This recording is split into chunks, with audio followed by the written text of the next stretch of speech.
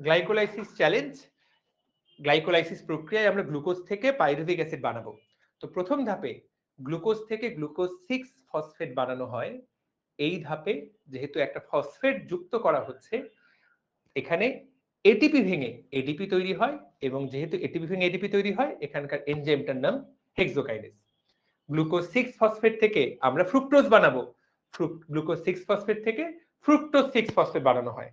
যেহেতু গ্লুকোজ থেকে ফ্রুক্টোজ বানানো হচ্ছে, সেই জন্য এখানকার এনজাইমটার নাম আইসোমারেজ এনজাইম। এরপর ফ্রুক্টোজ 6 ফসফেটের সাথে আবার আমি একটা ফসফেট যুক্ত করব, ফলে হয়ে যাবে ফ্রুক্টোজ 1,6 বিস ফসফেট।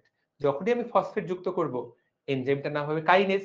তো এখানকার এনজাইমের নাম ফসফোফ্রুক্টোকাইনেজ। আবার এই জায়গায় একটা এটিপি তার ফসফেট হারিয়ে এডিপিতে পরিণত হবে। এইবার ফ্রুক্টোজ 1,6 বিস ফসফেট ভেঙে আলটিমেটলি তৈরি করবে দুই অণু, দুই পাশে দুইটা তৈরি করবে। একটা তৈরি করবে ডাইহাইড্রোক্সি অ্যাসিটোন ফসফেট, আরেক পাশে তৈরি করবে 3 ফসফোগ্লিসারেলডিহাইড। ক্লিয়ার? এই জায়গার এনজাইমের নাম অ্যালডোলেজ। এরপর 3 ফসফোগ্লিসারেলডিহাইড থেকে আমাদের তৈরি হবে 1,3 bisphosphoglyceric acid.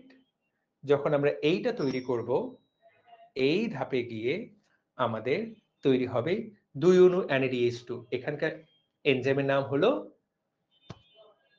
Dehydrogenase enzyme, ফসফোগ্লিসারেলডিহাইড dehydrogenase.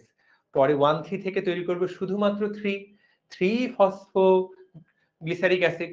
একটা কেটে দিলাম, যেহেতু একটা কেটে দিলাম তার মানে এখানে এনজাইমের ফসফেট কেটে দিলাম, এখানকার এনজাইমের নাম হবে কাইনেজ, ফসফোগ্লিসারিক অ্যাসিড কাইনেজ, এরকম এনজাইমের নাম। এবং এই জায়গায় তৈরি হবে এডিপি থেকে এটিপি, যেহেতু ফসফেট কেটে দিলাম। এরপর 3 থেকে আমরা তৈরি করব 2 ফসফোগ্লিসারিক অ্যাসিড। এই জায়গায় এনজাইমের নাম ফসফোগ্লিসারোমিউটেস। এই জায়গায় কোনো কিছু তৈরি হবে না। এরপর এখান থেকে তৈরি করা হয় ফসফোইনল পাইরুভিক অ্যাসিড।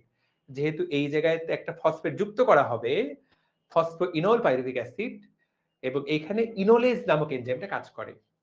ফসফোইনল থেকে তৈরি করবে পাইরুভিক অ্যাসিড, এখানে একটা ফসফেট কেড়ে নেওয়া হবে, আলটিমেটলি এটিপি উৎপন্ন হবে এবং এনজাইমের নাম হবে কাইনেজ এনজাইম। দিন শেষে এখানে একটা পাইরুভিক অ্যাসিড কাইনেজ এনজাইম তৈরি হবে। দিন শেষে তৈরি পাইরুভিক অ্যাসিড। মোট 9টা বিক্রিয়া, 10টা নাম, অনেকগুলো এনজাইম। তো আমি চেষ্টা করলাম বুঝে বুঝে বুঝে বলার, মাঝখানে ভুল হয়েছে কিনা জানি না। তোমাদেরকে চ্যালেঞ্জ থাকলো কে এটা বুঝে বুঝে বলতে পারো।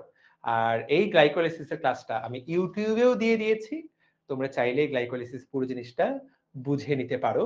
এবং গ্লাইকোলাইসিসের পুরো বিক্রিয়াটা দেখলে আমি গ্যারান্টি দিলাম গ্লাইকোলাইসিস A to Z তোমরা বুঝে যাবা। তো আমার 3